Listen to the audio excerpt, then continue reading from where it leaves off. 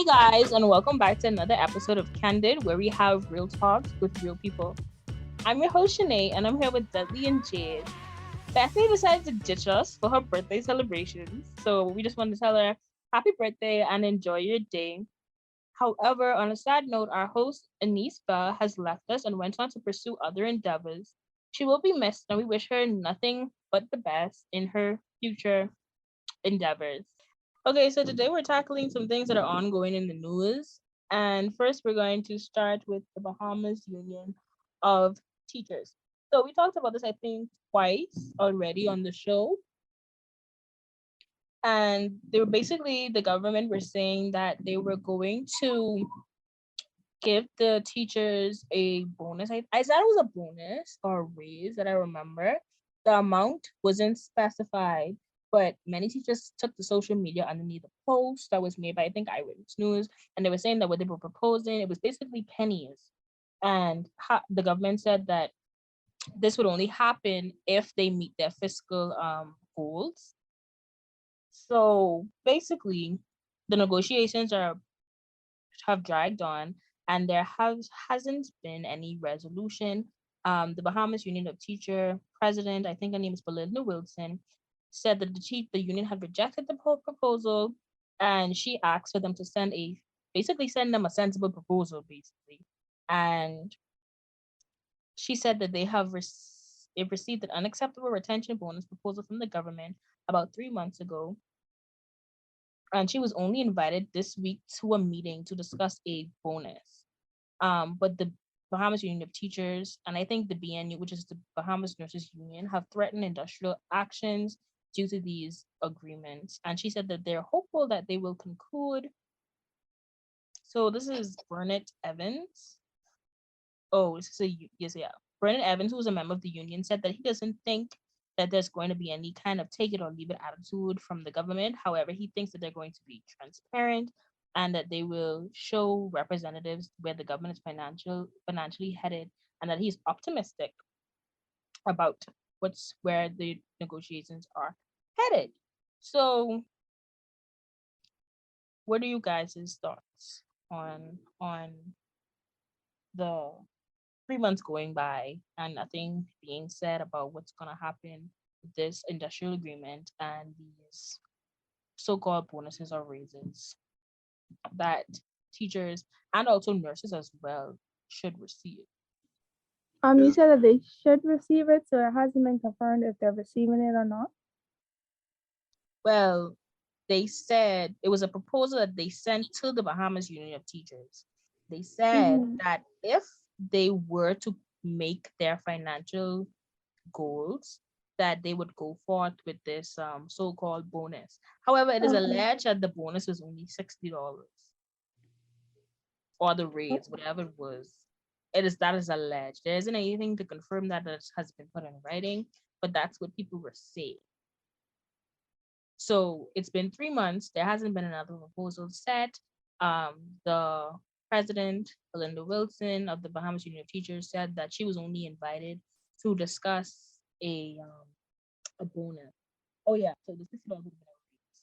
So she said she was only called to a meeting in recent weeks to discuss a bonus, but nothing has been sent back to them in regards to the proposal of raising teachers' salaries. Even though that was plastered all over the media, I think a couple of maybe that was like maybe a month or two ago. So yeah, how do you guys feel about that? Do you think that the government isn't putting their money where their mouth is? Do you think that it's maybe taking advantage of teachers or throwing pennies at them? Like, what are you guys' thoughts on that? Because there was a lot of turmoil surrounding this topic. I think by now they should have had like an update regarding the raise if it's supposed to be happening. And then also too, I think that they should have had like, I don't know, it was like some kind of like conversation between the teachers because you said it's nurses as well. Like they should have communicated better with them to see where everyone thought a reasonable kind of pay would be. Because $60, like not to sound bougie or anything, but it doesn't sound a lot, particularly with all the work that they do. So I don't think the government seems to be coming through with their promise because by now, since I was out a couple months ago, they should at least have said something to them, even if they decide not to do it anymore. Teachers been underpaid for a long time, bro. Like teachers have been. If you think about the amount of work that a teacher does, teachers have been underpaid for a long, long time. Whether it's primary, secondary, college, the teachers have been underpaid. So I could understand them really being like, if you're gonna give me a bonus, you're gonna give me a bonus. If the bonus is $60, I gotta be, I got a question what is $60 really? $60 is less than one adult dollar because an adult dollar is $100. So by time as you think about going outside, you don't spend your bonus. And with the way that everything's going right now, gas at all the stations are looking at a clean $7, just a couple of cents away from $7. So $60 is really not gonna do you anything. So the fact that they're fighting for a better bonus makes a lot of sense because, like I said, if you actually sit down and think about what a teacher does, and you think about how much expense it it is for them, because it's not like all the decorations and stuff that you see in a teacher's classroom, they don't get money to get those decorations to get that set up. My sister's been a teacher for a long time, and when she was teaching first grade in the government system, every year she had to buy those things. She had to buy all the little ABCs, and she had to, whatever she could save money by making it herself. She had to do that. So it's not like they get a lot of assistance in the first place. And then to add on top of that, you're making the nurses upset. And the nurses and the doctors have been clamoring for being paid their worth from since before the pandemic, really. So the idea that they would join I'm surprised really that more unions haven't joined forces to, talk about like demand bonuses or raises in pay because a lot of people, I mean, a lot of people are hurting. Inflation is estimated to be at over 8% right now. So yeah, a couple of cents, like giving me 10 more cents for my job for the work that I do ain't really gonna soften the blow, my boy.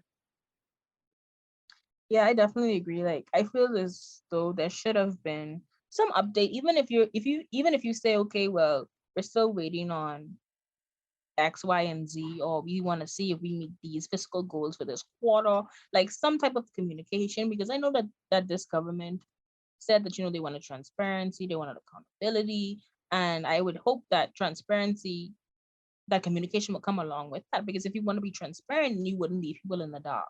Every government said the menace government talked Yeah. about accountability and transparency. Accountability and transparency are two of the biggest red flags to hear from the Bahamian government running because it's like you all say this, like you all say this every 5 years, and when they win, and whichever side of the red or yellow coin wins, they go, "We are aiming for accountability and transparency." Yet we still don't have the freedom of information act going on here that everybody still promises, but that's neither here nor there.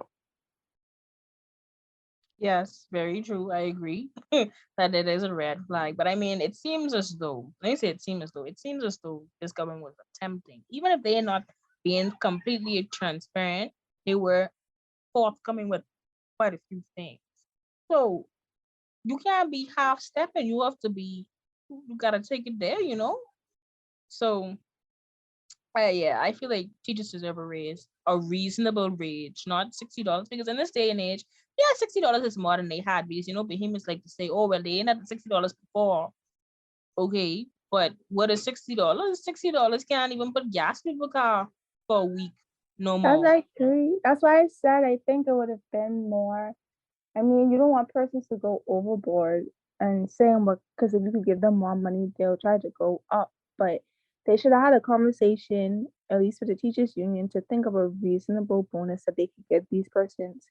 And I think they had efforts of making it possible, but like you said, if plans had changed, they could at least updated them to say something because it looks very bad that it's months later and nothing has been done or said. It's still wild that they came to these people honestly in the 2022nd year of our Lord and said, "Hey, we're going to give you guys an extra $60 for the job that you Allegedly, 60. like my well, okay, allegedly, yes, Yeah. allegedly. I'm sorry. Allegedly, I feel that way. Allegedly. But I mean, isn't it, imagine, but just imagine your boss comes to you and just says, "Hey, um, so I'm gonna give you an extra $60 for the incredible job that you've been doing at work over this pay period." It's like, bro, I just saw this person say that for their car to get their car takes like 15 gallons of gas to go to full. It costs them $110. It's like, bro, the whole $60 is gone. Man, that's crazy. Y'all want $60 for what you do? At least. Okay. Oh yeah. So previously we talked about, I think with either last episode or episode before last, we were talking about the Lincoln Bain situation where he went to area that had been deforested, basically a pine forest area that all the trees were cut down, and he was blaming illegal immigrants, specifically Haitian nationals, for clearing down this area. So new information has surfaced, and a charcoal manufacturer says that Bahamians are fully responsible for the illegal harvesting of these pine trees. And he said that the crown land in southern New Providence, according to a Bahamian charcoal manufacturer and farmer of 30 years, stated that Haitians may have done this. I think he said about 30 years ago, but in recent times it has been Bahamians removing the trees, well, cutting them down at least, and the Haitians would drag them away, but not actually cut them down themselves. And this is what I was talking about in the previous episode when I was saying we should be careful, especially as a politician, who you're accusing of doing something like that. Because see, he went out there and he said that, didn't have proof, and then he can't. Here comes this man who has been witnessing this, saying that hey, it actually wasn't them, it was Bahamians. And then Wayne Monroe came and created and made a statement also saying that it was Bahamians doing this activity, and they're trying to create for a group of people who would be called forest rangers, I guess, who would patrol the area and don't laugh. This is serious strategy. The forest to, rangers. to patrol the area and to ensure that these illegal activities will not be occurring, because obviously if it's a pine forest and it's protected, or even if it isn't protected, it's just illegal to just go down and cut down a bunch of trees. Like you can't do that. So they'll have these ranges to ensure that this doesn't continue to occur, because it's a crown land that these people are are devastating. The Bahamian forest rangers stopping illegal burning of pine forests and also on the lookout for the legendary Yogi Bear. Oh So my. so what are you guys' thoughts on one, Lincoln Bain's premature not what the word is, his premature conclusions? What are your thoughts on the forest rangers? Do you think that that is going to be an effective way to handle the situation? And I guess what you think about it on the whole. I mean, So let me just start by saying I believe that one of the easiest and cheapest things to do as a politician is to see a problem that doesn't have a lot of evidence and automatically blame it on Haitians. Because the Bahamian people have this, I mean, we will deny, and they will deny it until their last breath. But there's a serious xenophobic mindset towards Haitians. And some people will come and say, but they do so much wrong and illegally come here and this, that, and the next. Well, apparently they was burning down pine forests until two people came behind us and said, no, it was actually Bahamians. So jumping to conclusions, as a politician who's trying to, build support, build rapport with the people, and blaming immigrants for it is like the quickest way to gain support. I still think that it was wild that he decided to shoot off his gun. Even if his gun was legal, it's still crazy that he decided to just lick off a couple shots, in the air randomly surrounded by the people recording him. Um, but other than that, the idea that, Bahamians are the ones doing it, what we need that much coal for, bro? Like I understand some people grilling, but I don't think the people who out here grilling and trying to make a living by selling grilled food is the same people going out there slashing and burning down whole sections of a forest for no reason. This just seems like a string of weird things that is be happening. Like I don't know if you saw it, but there was reports in the States about farms suddenly just being burnt down, being for no reason.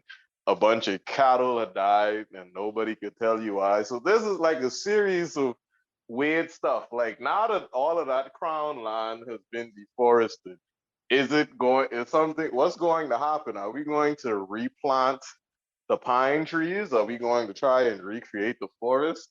Will it be sold off for people to build homes? Like now that we know that there's a problem, that there are serial arsonists out there burning down forests for for whatever reason, what are we like other than creating the Rangers? Because the Rangers, as much as I make fun of the name, it probably was never seen as necessary until now. But what are the range like other than just implementing the forest rangers to stop these activities? What are we going to do to restore the forests? That's a very good question because Environment Minister Vaughn Miller, in the statements that he made, basically the only thing that he said to help manage this, well, manage our resources, would be to hire more rangers. And he said that they will be trained as law enforcement officers. They will work with Bowen to enforce any regulation infraction and stop the exploitation of our forest resources. They will conduct data collection during patrols to ensure the success of monitoring efforts, as well as forest management duties in our forest protected areas and So, particularly throughout so, the ba- so Bahamas. So essentially, we're gonna have the Royal Bahamas Forest Rangers, and we're going to have a whole promotion system that is similar to both the police force and the defense force, and and customs and immigration, so that we can have another arm of law enforcement with ranks and people at higher positions that are supposed to be doing X, and then when we find out that there's cause of corruption and they're actually doing why we're going to be there like, oh no, who could have seen this coming? This is the plan. And, you know they say that when you do the same thing over and over and you expect a different result, that is the definition of insanity. Yep. I understood that we might not have been the most we might have a problem with mental health in this country, but I didn't know that the immediate answer was yes, most of us are actually insane. Yep. I think okay, I don't think there's anything wrong with having rangers. However, there in that statement I felt that maybe there should have been something to say, okay, because some of the plants that were moved illegally were I think the silver top and it was another one. And obviously these are significant to our country. So I think maybe we should have said, okay, and we'll start efforts with environmentalist groups such as the Bahamas National Trust or some other group to help start an initiative to start maybe planting some of these trees back or some of something of that sort because obviously you don't want them cut down. We should put something back there, I think. I So think they that should have really been are sorry, they really are planning to get rangers. Did they say Like, I'm just so interested in this part. Did they say what are the requirements for like the rangers, or they just gathering anybody who interested? Well, I assume it's gonna be similar to like Dudley said to the defense force and the police force. Well, the police force, Oh, because okay. the police force vetting process, because they said that they would be law enforcement officers, but I mean still be a part of the police. So whatever requirements it is for the police, I assuming it's gonna be either the same or similar to some degree. So are they law enforcement officers in the same way that the COVID ambassadors are law enforcement officers, or I I I assume so, but I because would hope not. That's a what I good mean, question, Dudley. when was the last time? When was the last time you saw an actual COVID ambassador? I've seen their cars, and then regular police hop out the car. So when was the last Yeah. time anybody has seen a COVID ambassador? No, because I mean, we dedicated money, we dedicated money, quote unquote, time training, and definitely vehicles to making that quote unquote unit exist. So is it going to be the same thing? As a matter of fact, how are the forest rangers going to survey the forest? Like, because you can't just have a car driving through the forest. So what? They're gonna like learn? Are we going to teach them how to be the greatest hunter tracking people in the land? Like they're gonna learn how to detect your footsteps from like 50 miles away? And the island ain't even that big. Why did I say that? But yeah, like what? this this whole unit just got me with more questions than answers, which is why, since we have none of these answers, which is why I'm going to say one of the things that they should put on top of their priority list is catching Yogi Bear. But it also begs the question, at least for me, is how are you gonna how much rangers do you're gonna have to hire a lot of rangers, I feel, to cover the amount of forests, I guess, that we would have in various places. Because it ain't all in one spot. Like how are you gonna designate that? How are you gonna decide how much rangers per area? And like you said, how are you gonna navigate this land? How I feel like it's very difficult. I mean, I feel like they're trying to do something, but I feel like it's gonna be a very difficult task for them to actually like is the discover who is doing this and how to stop them. Because if you on one side of the forest and I in the middle cutting down the tree, how you gonna stop me? How fast you get to the middle? I can take the tree and go on. uh, why are we having forest ranges? Like how big is the forests? I'm not aware. I would like to know how big are the forests really. And if we have forest ranges, why don't we have like marsh ranges that, exist in the swamplands and stuff? Since we have I mean, like in Andros alone, you could make a killing off of having having marsh rangers. You could make a bunch of money off of having people trained on doing that. So I mean, well, you know what? The forest rangers are happening, and when we hear from whatever the highest position in the forest rangers are, we'll know what their plans are to keep our pine forest safe from people who chop it down and from Yogi Bear. Wowzers. But yeah, I guess this begs a lot of questions. I feel a lot more questions than answers, in my opinion.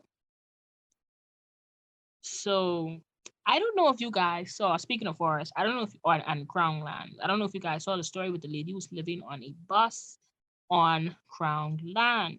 So there was a lot of controversy around this. Apparently, I've actually seen this van because I think she's been living there for a while, and I'm pretty sure I saw this van service on social media a couple of months ago. Couple, A couple couple of years. months. Huh?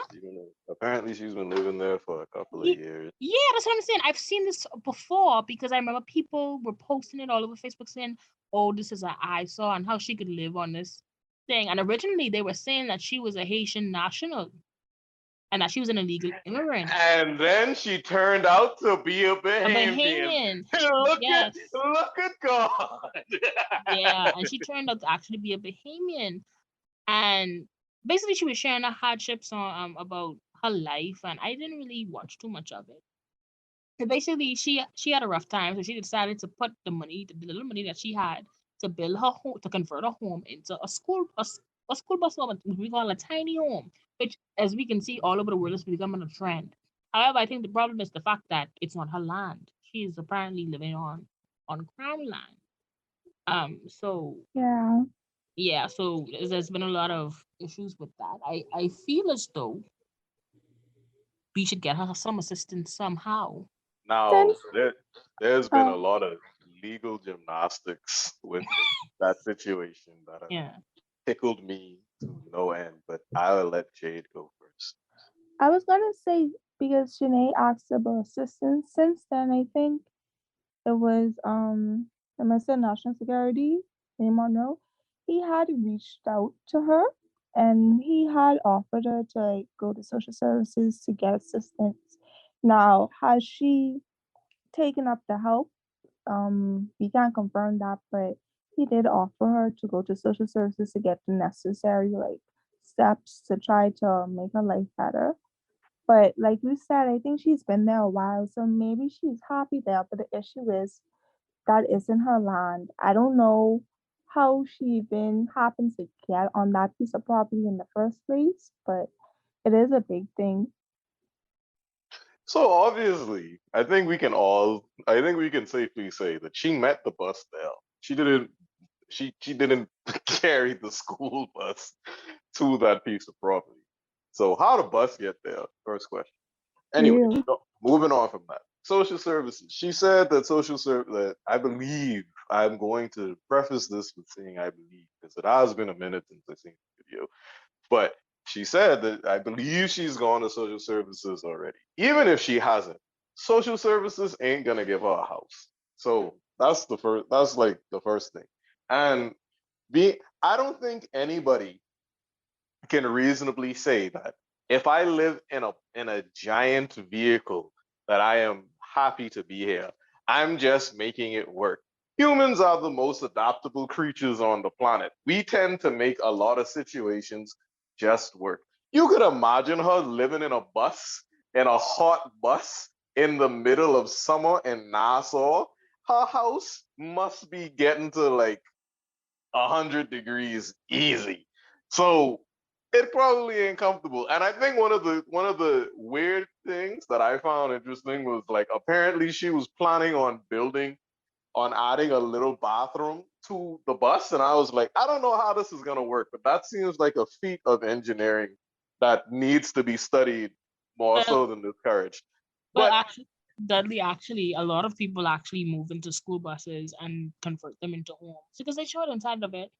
And actually, I wanted to do that at one point. So there are quite a lot of people who want to do that. First of all, Dudley, I but mean, it's workable, it's doable. It and apparently like the material that it's made from is pretty durable. So a lot yeah, of people convert them.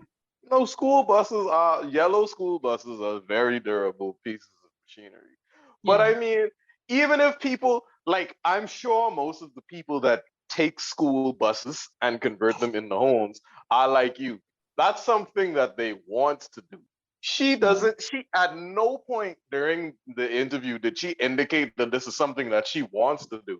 It's something that she has done out of necessity. It's not like I'm sure that a lot of the people that converted their homes into buses, I mean converted their buses into homes, my bad, did not start out with the idea of I'm going to move into this bus and I'm going to stay here and I'm going to stay here for so long. Like moving into a trailer and saying I'm going to make this trailer my permanent home, or moving into an RV and saying I'm going to make this RV my permanent home.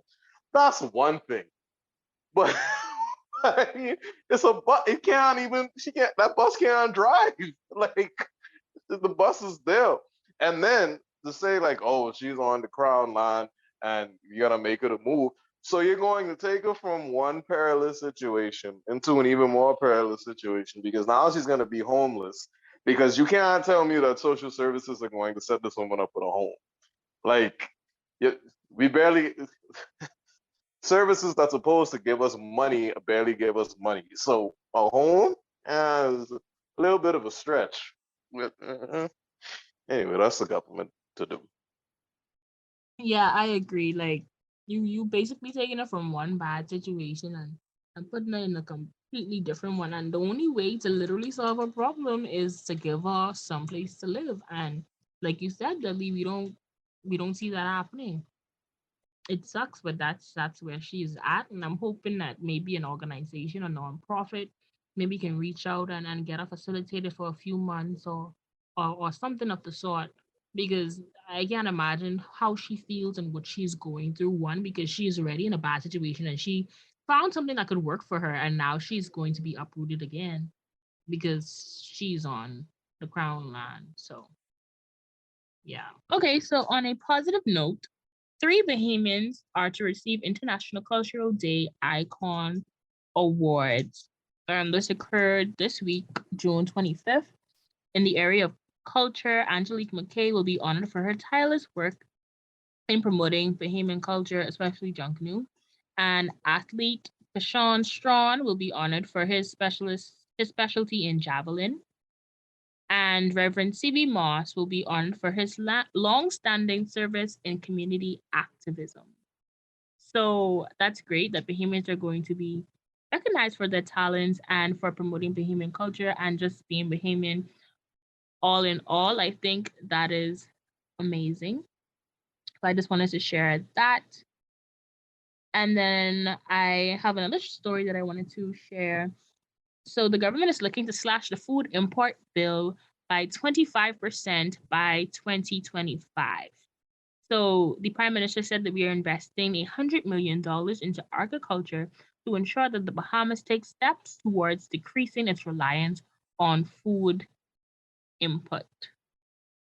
And he said that they are also providing $500,000 in grants to farmers and an additional 1 million in funding to secure broilers and to support livestock farming, which is great. We've been saying for decades that we should be at least producing some of our food and that governments needed to invest more into food security and farming. And I think it was the previous government that implemented the BAMSI school thing, or at least helped it in some way, I believe. So I think this is great. I hope they stick to it. And basically, this is, I guess, their a a way to try and get the cost of living down, because if you're importing something that's going to be more expensive than if you actually grow it here. I don't know if anyone's ever been to like the farmers markets. The prices aren't bad at all actually. And you're getting stuff that's grown locally. Yeah. Bomsey was before minister's time. That was the No, not the creation of it. I mean, they oh created a program of some sort to help students go there for agriculture, if I remember correctly. If I it wasn't Menace, it didn't. was the previous administration. I'm pretty sure like that was a part of the whole thing. It's like we made Oh, this okay. thing and then we're going to give you a pipeline into it. I could be wrong, but I mean, Okay, okay. if they I mean, I'm did not make it, sure. eh, I'm we guessing. talk. Yeah, well, I mean, yeah, and, lessening our food import is a very amazing but not really revolutionary idea. Some people who listen to this show may be old enough to remember that there was once upon a time when the Bahamas used to make used to produce so much pineapples in Eleuthera. They used to export those. And we used to make so much tomatoes. We used to export those. I don't know why specifically tomatoes. I don't know what about, because you always get told about there's something with our soil that makes it so difficult for agriculture to happen. But for whatever reason, pineapples and tomatoes was popping at one point. So I mean, is like we had a solution to the problem, then we made a problem, and now we're going back in time to solve the problem. It's cool. Don't get me wrong. I understand that I always sound so pessimistic about things, but it's cool. Well, or cynical, whichever one you want to say. And I mean, it's cool. It's alright, but eh, I just feel as though, and I feel as though a lot of Bahamians would agree with me. This should have never really been a problem in the first place. We should have never gotten to a point where we became so reliant on foreign entities to give us food that it drove up the cost of living so much. If we're going to go back to a time where that's not really a problem, that's cool with me. Yeah, definitely. I agree with you, Dudley, in terms of this is something that could have been solved or, matter of fact, not created in the first place. I remember when I was in, I think maybe grade six, we went on a field trip and we visited a few islands and we visited farms and like they were really large farms and it was also a documentary and things that was put out. I can't remember her name, but I believe she's like a non-traditional journalist, meaning that she doesn't work for traditional companies, but she creates her own content on the internet and she like goes on these does these like documentaries. I really can't remember her name. But she did a documentary on like farming and what was happening in Andres and how they had to throw away their crops because nobody was buying and like how the government wasn't supporting them and stuff like that. I really wish I could remember the name, but I really can't at this current juncture. But yeah, like this is something that could have been avoided. We should have been pouring into our country in terms of creating resources for future generations and pouring into that instead of getting subpar food from other places. It literally makes no sense. But hey, that's this country for you, I guess. So I have one more thing I wanted to mention. NIB is supposed to help the Bahamians. They say they run out of money and they ain't gonna be sustainable. I probably after the 2 year stint of COVID and unemployment and so on, they say they're gonna raise their prices by like 2% or something like that. 1.5 to 2%. Yeah, at one point they're gonna raise their contributions 1.5 to 2% so that it could stay sustainable and basically stay in existence. Now there are a lot of mixed reviews on this. A lot of people were upset, but I mean, I don't know how to feel about it. I'm kind of on the fence. I'm kind of like, I understand why you're upset. But then at the same time, it's just like, this is something that is going to hopefully benefit you in the long run. Hopefully. But a lot of people is like, child, you might as well get a retirement plan anyway because NIB ain't going to help you much. And so I get both sides of the spectrum of why people are bothered by it and why people are like, well, I got to pay it anyway. I mean, NIB, one of the more interesting existing things in the country. I haven't really done my due diligence on reading up on the NIB functions. We just have this idea that, as you say, when things go south for the country, aka for the countrymen, more so than the government of the country, then we supposed to look at NIB and be like, hey, we've been paying you all a bunch of money. Like every working adult has been making contributions to this. So it's only fair that, we get some of that money back because things are tough. And when COVID started, boy, did we figure out how quickly that was good. That how good of an idea that was because you had people saying, "Oh, NIB ain't giving my money yet. I done been on that line.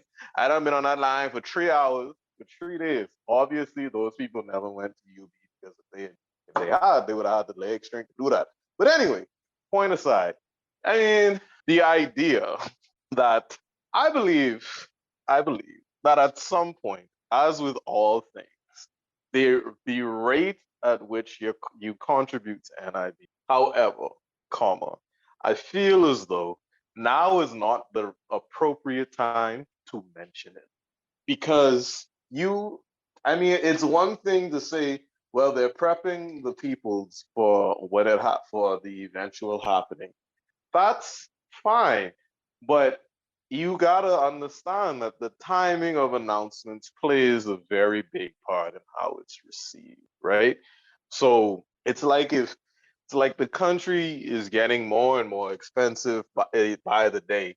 And then they said, hey, y'all better get ready because before summer over, gas gonna be at $8. And everybody was looking at that like, hey, whoa, what are you talking about, sir? And everybody kicked up a big fuss. It's really the time of the announcement. Now, I feel as though the fact that we have a minimum wage that isn't livable. The price, inflation is what it is.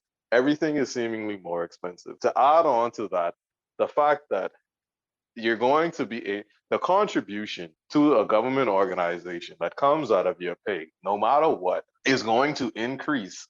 And most people don't see the benefits of that pay going there because they either don't go to, they don't qualify to go to NIB for assistance, or some people don't even get their pension properly. It's like, why would you say this now? Why why now? Is it like this is projected that the country is going to be doing so bad so long that you figured you might as well say it now, or like what? Because I mean, you didn't want to announce how minimum wage going to increase before you wanted to tell me that you're going to be taking more of my money away from my paycheck every time I get paid. Come on, that hurt me. Yeah, definitely. All right. So, for those of you that are not tired of us talking about government entities, can I interest you in the stories of BPL? So, for those of you that did not know, the BPL is going to increase is saying that they're going to increase the amount of fuel charges within the next month or two. This was reported on the 27th. So this was reported on Monday, which means that come July or August, your electricity bill is going to be going up. It goes on to say, it said customers who average monthly consumption is 250 kilowatts will see a raise of about $8 in their monthly light bill. And customers whose consumption is 600 kilowatts will see an increase of about $19 per month. So the statement was later recalled, and Prime Minister Philip Davis promised that his administration would address the issue. Lord knows that our people could least afford to have more taxes or more costs visited upon their backs, said Davis, who was out of the country at the time. My government will do all in its power to see how we can avert raising the cost of electricity on our people. As soon as I am back to the Bahamas, we'll be sitting down to brainstorm to see how we can best do that. My problem with this whole idea of BPL raising costs is that for whatever reason, it always seems to be this promise that we're going to see a lower electricity bill, or at some point the Bahamian people won't even be paying for electricity. That's how good the country gonna get to at some point. And then without fail, it just turns around and it's like, well, in the meantime, while we figuring all of that out, the cost of light going up.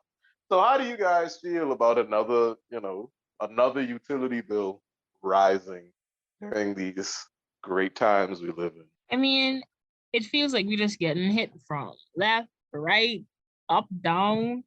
But at the same time, it's like I kind of expected it because fuel prices are rising, and what does PPL use? Fossil fuels. So I expected it to go up, but it's just like everything is just all haywire and out of whack. And like you said, we've been promised lower electricity bills, hopefully solar, to the point where we don't have to pay. But I honestly don't foresee that happening because it's just like I feel like these big companies making money off this stuff. Why would they willingly put down their money makers for more sustainable power? Like I don't see it happening anytime soon unless we absolutely have to, unless the world is like literally about to explode. Because that's how humans go. But I'm not surprised at all actually. It's funny that you would mention renewable energy, aka solar energy, because there's another story that talking about that, saying that the Bahamas' commitment to generating 30% of its renewable energy by 2030 is attainable, but will require a quote bit more aggressive unquote work over the next 8 years, according to the CEO of BPL, Siobhan Cambridge, said that there's about 10 to 15 megawatts of renewable energy in the Bahamas, which I believe, I'm not saying that, I'm not saying that he's wrong. I'm just confused on how there's only 10 to 15 megawatts of renewable energy when the sun be sunning every single day. Even when it rained, the sun's still there. So, he went on. Siobhan Cambridge, sorry, went on to say, when we look at what our national profile looks like, I estimate that you need somewhere around a total of about 80 to 90 megawatts of renewables out there to say that you're around that 30% mark. It's attainable, but we're going to have to get a little bit more aggressive if we're going to get there by 2030, and that's the reality of it. Where we are right now has been primarily done with residential and small commercial solar. To get to 2030, we're going to need to see utility scale solar in some appreciable form. So solar energy is the main idea, which, as I said, the sun be sunning every single day. But, apparently it's going to take us like 8 years to generate that much power unless even if we go at this conversion aggressively. So how are you feeling? How does that make you feel that with as much sun as it is on a daily basis, it's gonna take us 8 years to reach that goal? Yeah, I just don't understand. Like you said, the sun be sunning every day, so what's really going on? Every day, people are at risk of getting a sunstroke. But I believe the main thing is that outside of just uh, I mean, he does go on to say that providing energy to some of the outer islands it costs more to provide energy than they make back in revenue. But my thing is, if we were really looking at converting to renewable energy, then we should have been had a solar panel farm in the works from like when solar panels becoming popular. Because over time they just getting more and more expensive to get and getting cheaper. So Thank you guys for tuning into another episode of Candid. We had a great conversation today, talking about important issues and things that have been transpiring in our country. You can follow us on Facebook at Candid242. We are also on Instagram, and you can listen to our episodes that have already aired on The Guardian, Spotify, or on our Acast, and our link is on our Facebook page. And you can also follow us for updates. So see you next week. Keep it real, Bahamas.